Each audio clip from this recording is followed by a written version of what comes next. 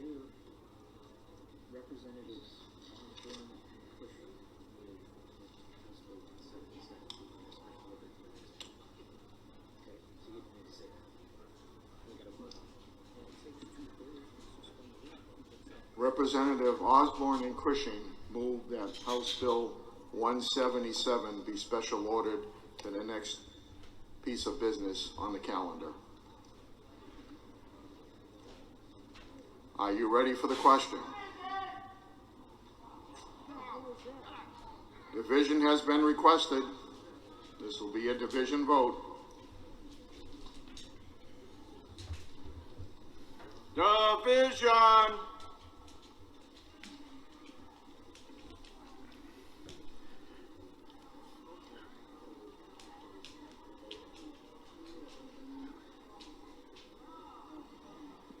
Mr. Speaker, Yes. question of the chair. Yes. What committee is 177? Which committee is that? It's Environment and Agriculture.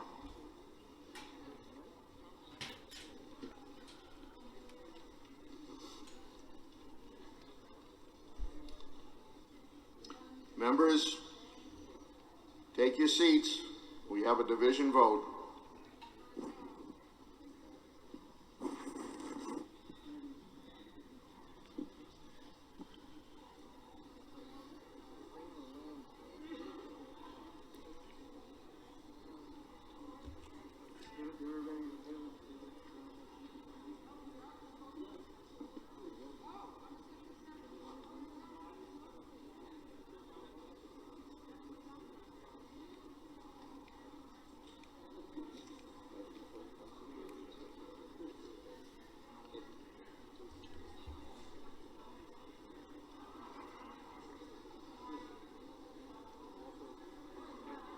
Members, take their seats. We have a division vote with a joint motion from Representative Osborne and Representative Cushing to special order House Bill 177 to the next order of business.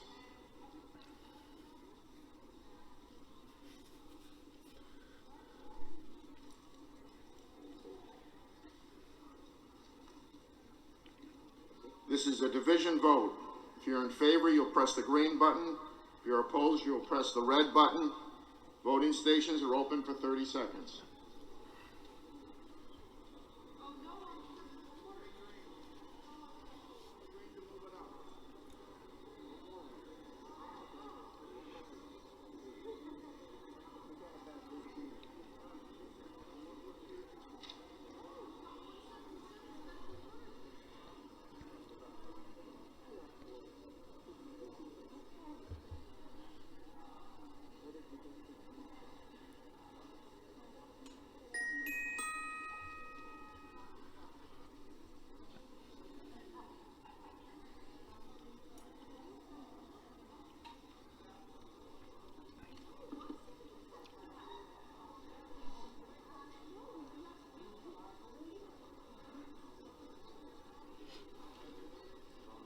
Have all members present had an opportunity to vote? House will attend to the state of the vote. 282 voting yea, 72 voting no. House Bill 77 is special ordered to right now. 177 is ordered right now. Majority of the Committee on Environment and Agriculture, to which was referred House Bill 177, an act prohibiting the siting of a landfill near a state park. Having considered the same, report the same with the following resolution: resolved that it is inexpedient to legislate. Minority of the committee, having considered the same and being unable to agree with the majority, report with the following amendment in the recommendation that the bill ought to pass with the amendment. The chair recognizes Andrew Bolden to speak against the committee report. Thank you, Mr. Speaker. I'm over here at A1. I rise to speak against the ITL motion on House Bill 177. This bill would establish a 2-mile buffer zone around state parks where landfills could not be established. For those who may be unfamiliar, there is a current proposal for a landfill in the North Country, just feet from Forest Lake State Park. I oppose the ITL motion for a few reasons. The first is that tourism is a major economic driver for New Hampshire, especially in the North Country, and a landfill will cause economic harm to the area. But don't take my word for it. 40 small business owners in the neighboring town of Littleton who oppose the proposed landfill near Forest Lake have submitted petitions opposing the landfill.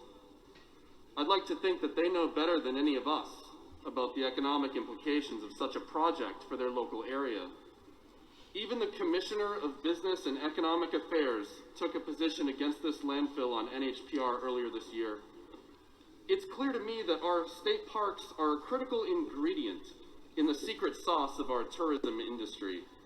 They're just as much a part of the New Hampshire advantage as no sales or income tax. Secondly, while we've certainly received a lot of emails about this one particular proposed landfill, this bill is not exclusive to Forest Lake. It's important to remember that this bill will protect all of our state parks for future generations. I assume that most of us have been to the state parks in New Hampshire. I certainly visit them regularly in the summer and always have. In fact, I've been going to our state parks since my dad took me to White Lake, Kingston State Park, and Pawtuckaway when I was a child. Now I take my daughter to those parks. And you know what's changed in the 30 years since my dad used to take me there? Nothing. Absolutely nothing. And that's the beauty of our parks. It's like going back in time to when life was simpler. If we place a landfill next to your favorite state park, what do you think it'll look like in 30 years? What will it smell like?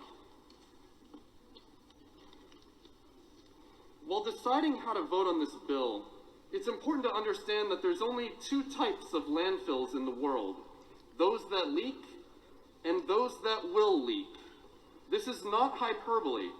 Even the EPA has stated that all landfills leak eventually. So if we kill this bill and a landfill is placed close to a state park, it's not a question of if the park will be negatively affected by the landfill, it's a question of when. In the past couple years, we've been learning a lot about the dangers of forever chemicals such as PFAS. Remember the Coakley landfill on the seacoast? It's been leaking toxic chemicals into the ground and surface water for decades, and a pediatric cancer cluster has been discovered there. If you've ever gone to Disneyland in Anaheim, California, you'll notice that when you go through the main gate, there are several signs that read, "Disneyland contains chemicals known to the state of California to cause cancer, birth defects, and other reproductive harm." Do we want to have to put a sign like that up on the gates to Pawtuckaway, or Kingston State Park, or Forest Lake? Finally, New Hampshire is not a trailblazer on this topic, and this issue is not partisan. North Carolina has a 2-mile buffer around their state parks, the exact same thing we're proposing here with HB 177. They also have a 1-mile buffer around game land and a 5-mile buffer around national wildlife refuges. New Jersey has a 6.25-mile buffer zone around their national parks and wildlife areas. And Georgia has a 3.2-mile buffer around their historic parks. In addition, 8 other states have similar buffer zones protecting their state parks or other recreational areas. They are Delaware, Mississippi, Pennsylvania, South Carolina, Texas, Virginia, Washington, and Wisconsin. And these states aren't particularly known as having liberal environmental policies. That's because these states all realize the severe detrimental effects a landfill can have on a state park, such as diminished public enjoyment and reduction in visitation due to viewscape, noise, and odor impacts, various harmful effects to native wildlife from landfill scavengers through displacement, depredation of nesting sites, and harassment, modification of hydrology patterns and water quality degradation resulting from potential failures and unintended releases, alteration of function and value of local wetland areas, and increased vehicular traffic from hundreds of tractor trailers per day filled to the brim with garbage. I assure you, I am not anti-landfill. but I do think we should make sure that they're placed in such a way to reduce the associated negative consequences. Placing one just feet from a state park is not how we reduce negative consequences, it is how we guarantee them. To sum it up, the message should be loud and clear. Small businesses don't want to see landfills near state parks. Our citizens don't want them, and visitors to our state don't want them either.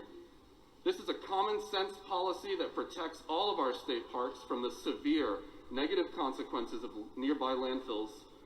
So please join me in voting no on the ITL motion on this bipartisan and common sense bill so that another motion may be made. Thank you, Mr. Speaker, and I request a division vote. The chair recognizes Representative Verville to speak in favor of the committee report. Thank you, Mr. Speaker. At C2, I rise today in support of the committee report of ITL on this bill. This bill is a second attempt to close down a specific project proposed in Dalton. Last term there was a bill about this and it failed.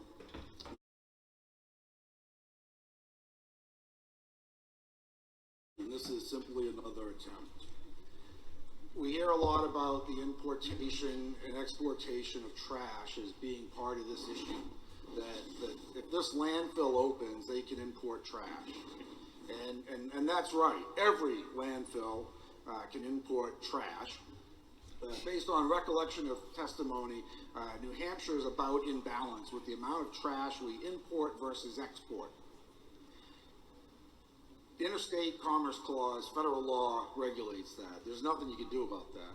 But you don't want to start a trash war anyway, because virtually all of the hazmat from this state goes to high temperature incinerator disposal sites that are out of state. And if the states that had those facilities told New Hampshire, you can no longer export your hazardous waste to our facilities, we would be caught as a state in quite a bind. And so let's not make this about something that it's not. So this is a spot zoning bill. So we want to have a spot zone 2 miles around state parks to protect them from landfills and landfill only. This really is a local zoning issue. Dalton was selected by the project because at the time they didn't have zoning rules, okay? So when we talk about state parks, Pawtuckaway was mentioned. It's in my district. It's a beautiful state park, certainly. You'd be hard pressed to find any open land within 2 miles of Pawtuckaway in which you could site a landfill. So this does not apply to every state park. In fact, the park is the part that protects the piece of value, okay? Pawtuckaway came into state ownership when the previous owner deeded it to the state as a state park. Umbagog State Park was a private campground, and it was purchased by the state of New Hampshire, and they've maintained it as a campground ever since. Lake Francis State Park is a private campground which the owner sold and the state purchased. So a lot of these parks, you know, were purchased to keep camping available to us. But it's the land of the park that protects the resource. That's why it's a park. It's not just the beach. It's not just the campground. It's all that land of the park that protects the value, right? So if this bill passes, then you won't be able to put a landfill within 2 miles if you're private industry. But municipalities would still be allowed to site a landfill within 2 miles of a state park that's in their land.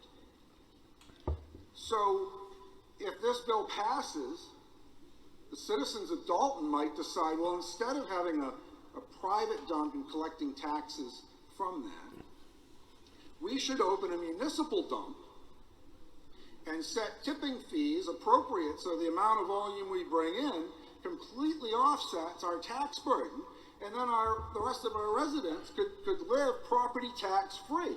It's a dream come true. And there would be nothing in this bill to stop that from occurring. So the bill is completely incomplete.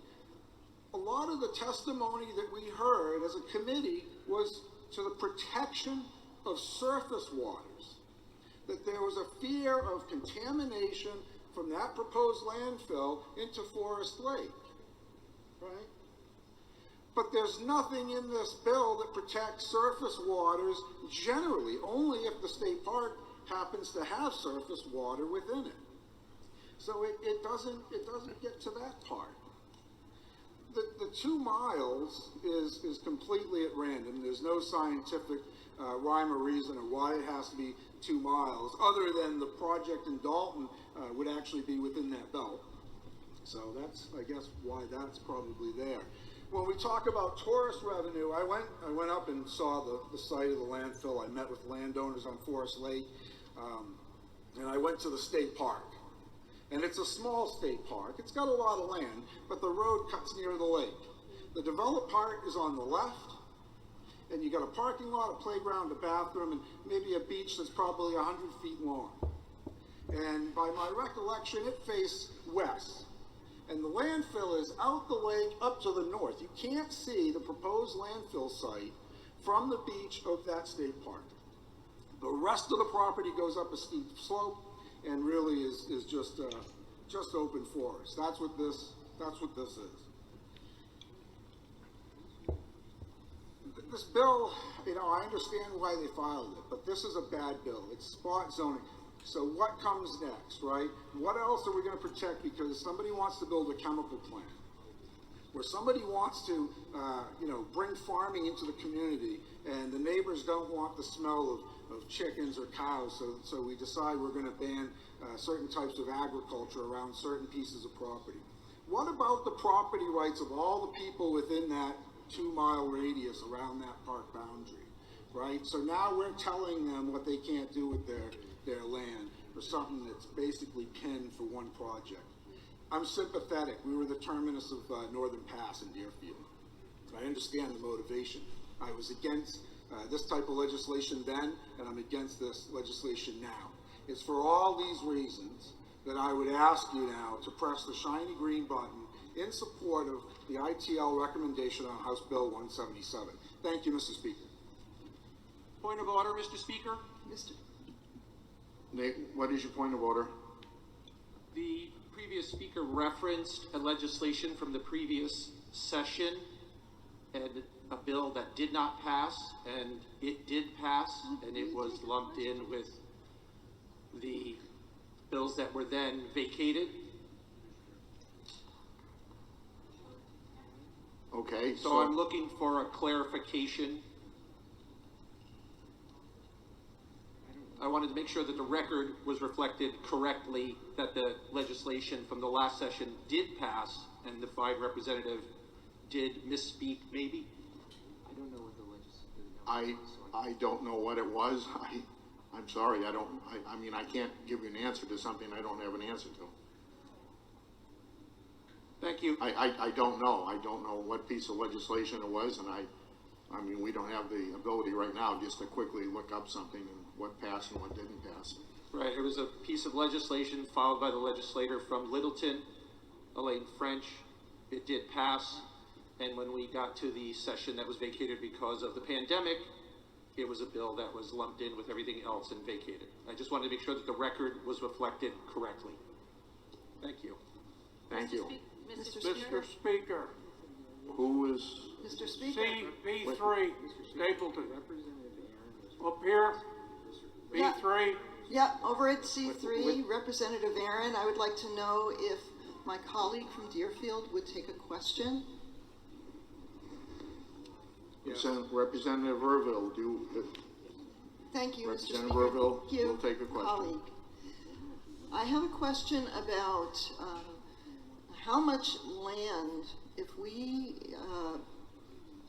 did this ban of land around all of our state parks, do you know what percentage of the land in our state would be prohibited from putting any kind of landfill? Thank you, Representative, for the question. I do not have an exact answer for that, but it certainly takes a significant amount of private property off the market for that use if it's allowed in a particular community. May I ask a second question? You yield to further question? I take that as a yes. With this prohibition of land, is it true that we are still including state landfills and municipal landfills in this bill? Thank you for the question, Representative. No, this bill has no effect on the siting of municipal or state landfills within a 2-mile buffer of the state park. This only goes to private companies that would choose to purchase property, follow local zoning ordinances to open such a business. Thank you. Thank you, Representative. Mr. Speaker, I apologize for sounding a little flippant before. No disrespect was meant. Sorry, Oh, Mr. Speaker. no. Mr. Speaker, may I be recognized? We're B3. and recognized. I recognize you for what is a member rise? A motion to table. And I'm sorry, I can't identify you with your mask on. Stapleton. I'm sorry. Thank you. Motion to table. Thank you, Representative Stapleton. It is a higher motion.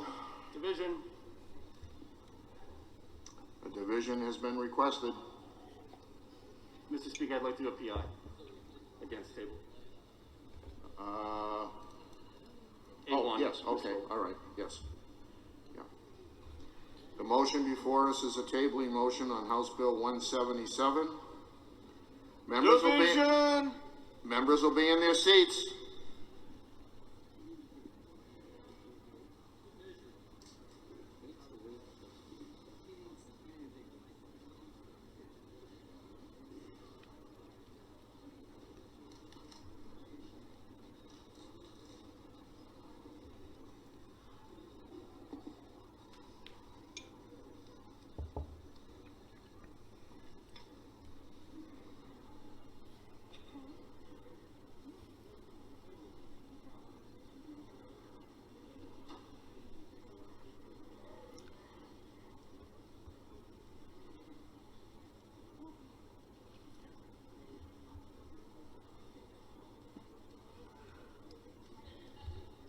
I see nobody that's getting up for a parliamentary inquiry on the tabling motion except for Representative Bolden. Okay, the motion before us is to table House Bill 177. This is a division vote. The chair recognizes Representative Bolden for a parliamentary inquiry. Thank you, Mr. Speaker. If I know that I've received hundreds of emails on this bill in the past several days, and if I remember interacting with several supporters of this bill this morning right outside the doors of this sportsplex, and if I believe that with the amount of public interest on this topic, that it would be completely inappropriate to set this bill aside without discussing it, would I now push the red button to defeat the tabling motion so we can take a vote on the actual bill? I'm assuming, Representative Pearl, you want to do a parliamentary inquiry. The chair recognizes Representative Pearl for a parliamentary inquiry. Thank you, Mr. Speaker. If I know that the E&A committee spent a really long time on this bill, and there certainly is a lot of passion for this issue, but I know that it's getting very late, and I know that the E&A committee If I know that the E&A committee spent a lot of time and has committed to taking a look at this issue, even whether it's laid on the table or not.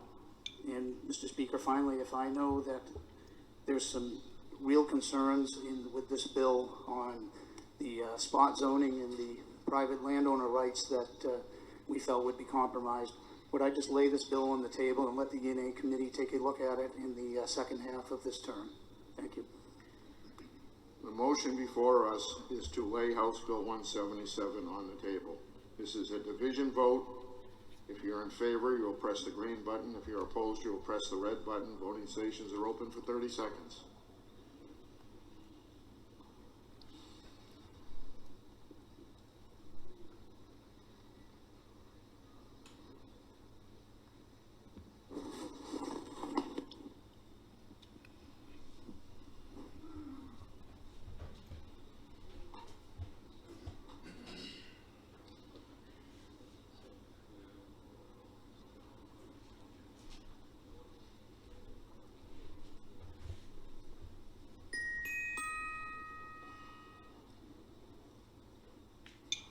Representative Deshay.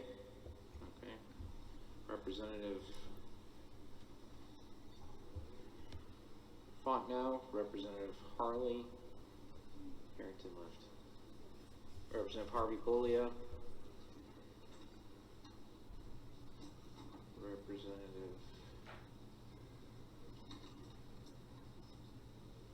Simpson. Representative Van.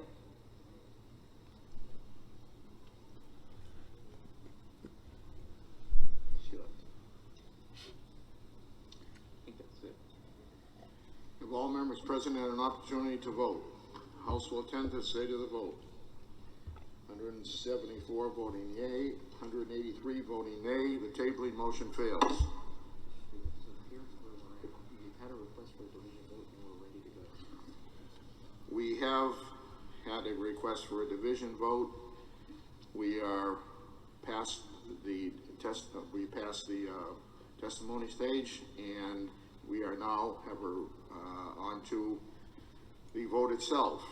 The question is on the ITL motion for House Bill 177.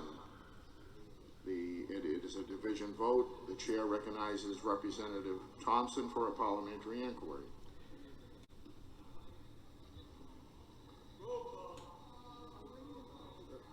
Mr. Speaker, we have a roll call.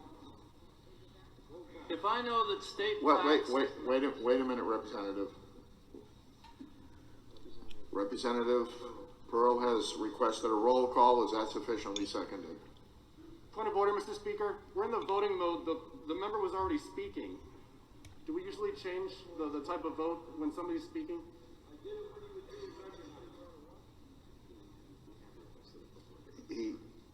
He had requested it before, Representative.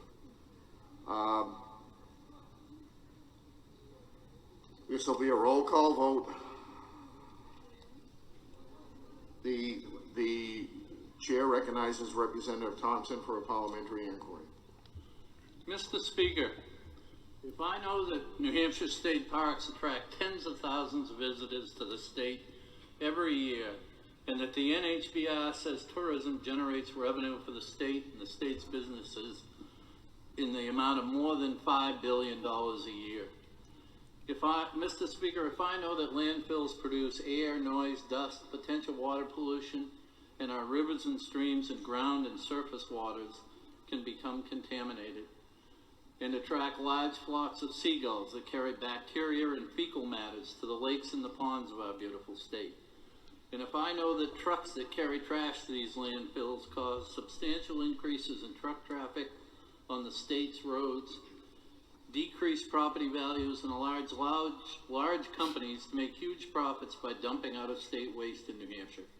And Mr. Speaker, if I know that the state of New Hampshire is known as a tourist state, we attract beachgoers, hikers, snowmobiles, hunters, fishermen, and a dozen other types of outdoor sports enthusiasts that would not want to see 100 or more acres of landfill near the areas they recreate in. And Mr. Speaker, if I know that commercial landfills located in New Hampshire are really New England landfills, that they take trash from all over New England and use up the space that New Hampshire's trash could occupy for many years to come, would I now vote no on the ITL motion on House Bill 177 by clicking the red button? Thank you, Mr. Speaker. The chair recognizes Representative Pearl for a parliamentary inquiry. Thank you, Mr. Speaker.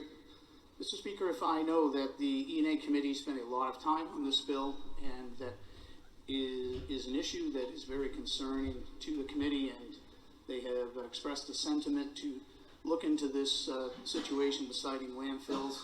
And Mr. Speaker, if I know that in my conversations with the DES commissioner and director that they've assured me that there is a sufficient criteria currently in statute to manage the siting of landfills. Further, Mr. Speaker, if I know that the major concern of the E&A committee was the spot zoning that this bill would put into play, and that it had major concerns about the implications going forward with other industries such as dairy farms and other things that some folks might find objectionable. Finally, Mr. Speaker, if I know that this bill has some serious flaws with the Commerce Clause, would I now press the green button and support the ITL? Thank you. The question is on the majority committee report of inexpedient to legislate on House Bill 177. It's a roll call vote. If you're in favor, you'll press the green button. If you're opposed, you'll press the red button. Voting stations are open for 30 seconds.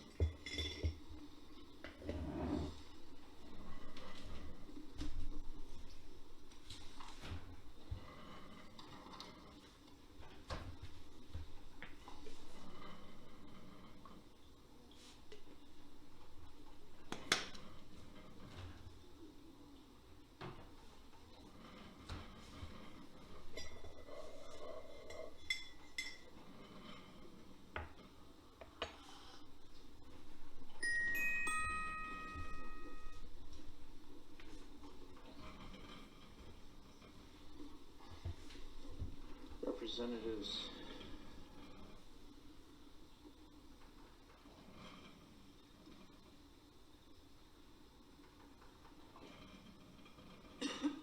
Representative Salloway.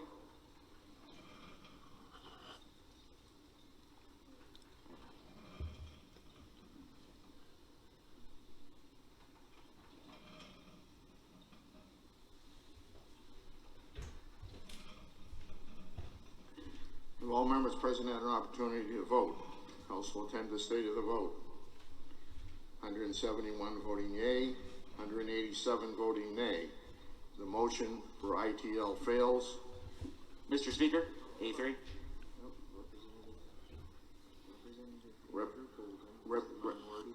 Representative Bolden. Hi, Mr. Speaker. I move ought to pass and with the minority amendment. Okay. And I'd like to speak to my motion. Let me get the amendment. Let me get the amendment first. The minority amendment is 0353H, printed in House Record 18A, pages 26. The motion before us is the minority amendment. Are you ready for the question? Mr. Speaker, I'd like to speak to that motion.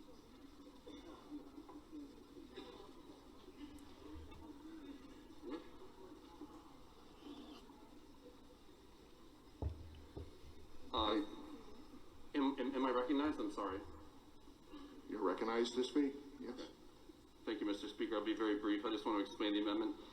The amendment addresses an equal protection concern that was actually brought up by the representative from Deerfield earlier during the debate, and it was raised during the public hearing. The amendment would treat all landfills the same, both public and private, prohibiting the siting of any new landfill within 2 miles of a state park. Please support the amendment. Thank you. Will a member yield to a question? No, I do not. Thank you. Member does not yield. For what reason does the member rise? Thank you, Mr. Speaker. I'd like to make a motion to indefinitely postpone. No, actually, the amendment is a higher priority motion than an indefinite postponement. It's not in order. As I've been informed, the amendment right now is a higher priority than indefinitely postponed. So, the motion before us is the minority amendment 0353. Are you ready for the question? All those in favor say aye. Aye. Those opposed, nay. No. Chair is in doubt. Have a division. This will be a division vote. Division on a voice vote, no in or out. Who said that? JB did. Oh. He's been interrupting you all day.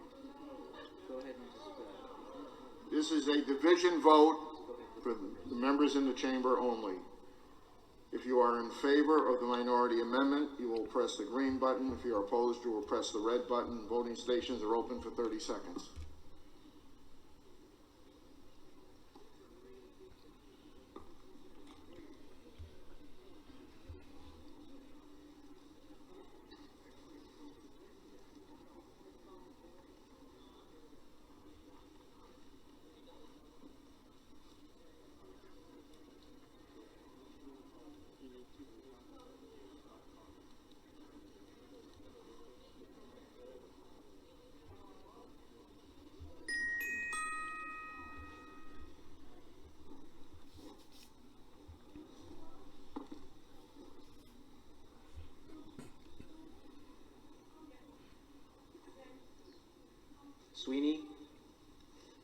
Sullivan, Stevens, Simpson.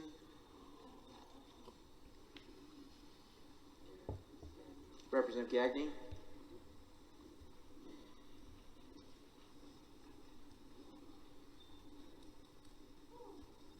Gorsuch.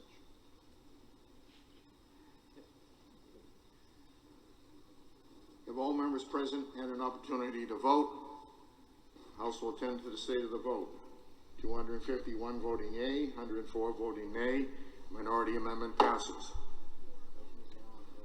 The question is now on the OTPA. Why does the member rise? Mr. Speaker, I'd like to make a motion to indefinitely postpone. The motion is in order. Division has been called. Mr. Speaker, at A1, I just want to do a PI on that. Yep, we'll get to it. All members will be in their seats. Division!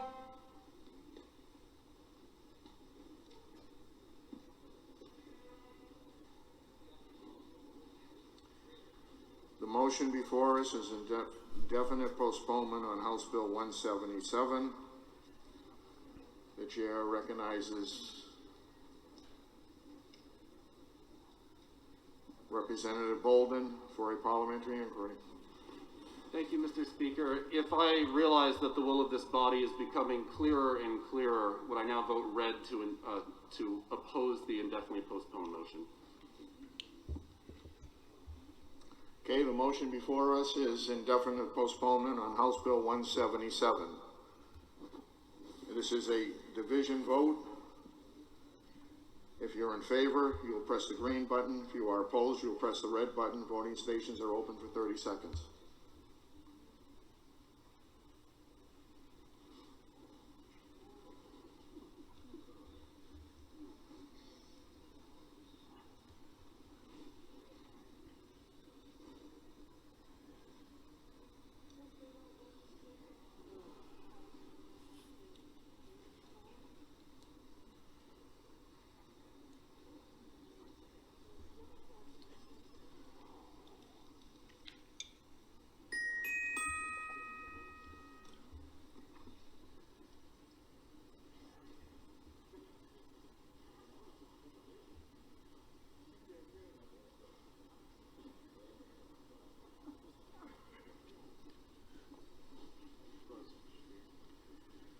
Have all members present had an opportunity to vote? House will attend the state of the vote. 156 voting yea, 201 voting nay. The motion to indefinitely postpone does not pass. Now we're back to the motion of ought to pass as amended. Division has been requested. Members will be in their seats. Roll call has been requested. Is that sufficiently seconded? It is sufficiently seconded. This will be a roll call vote. Roll call!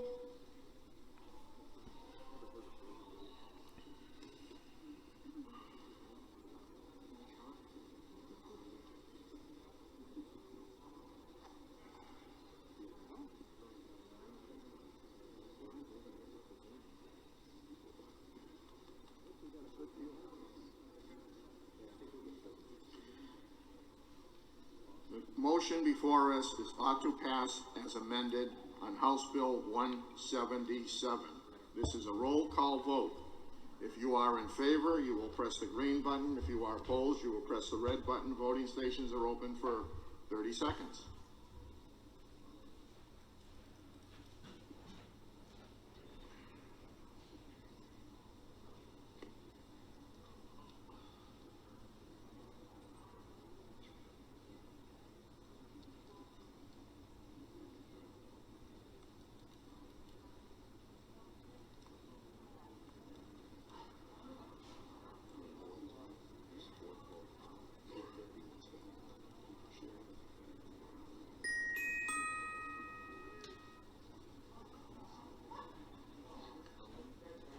Representative Cohen. No, Representative Shirtliff. I got you.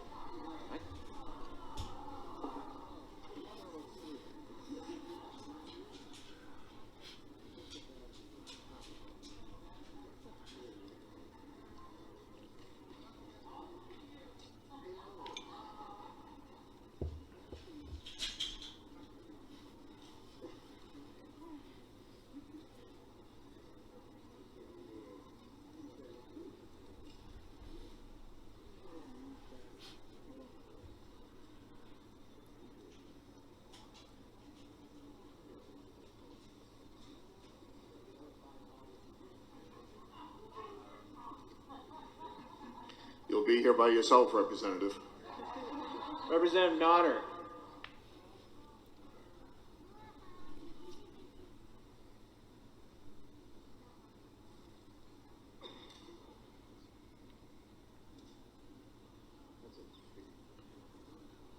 If all members present had the opportunity to vote, the House will attend to the state of the vote. 197 voting yea, House will be in order. 159 voting nay. The committee minority report of ought to pass as amended is adopted. Mr. Speaker. Mr. Speaker? Mr. Speaker. Mr. Speaker. What is Speaker, it? I have a motion. I have a motion, Mr. Speaker. Wait, one at a time. Representative Cushing. Having voted with the prevailing side, I move reconsideration and urge the members to vote no.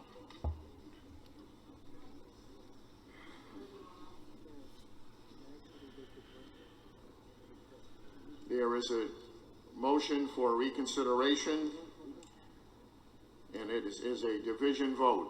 All members take their seats. Division!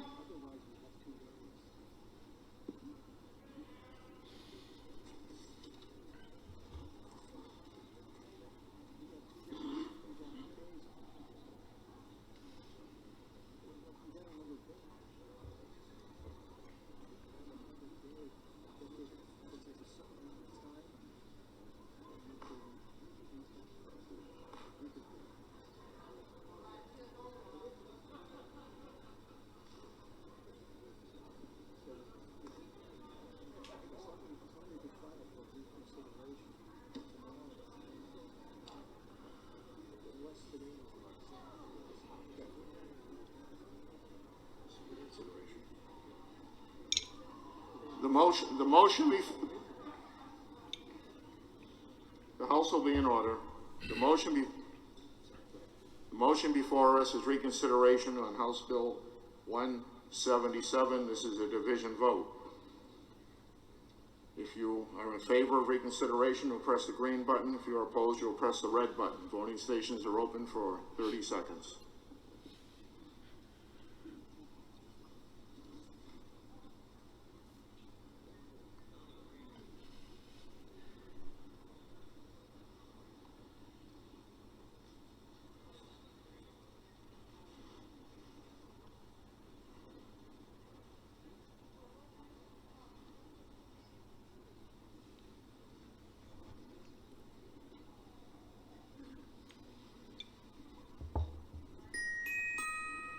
Representative Infantine, Representative Fontenot, Representative Sylvia, Representative Cloutier, Representative McBride,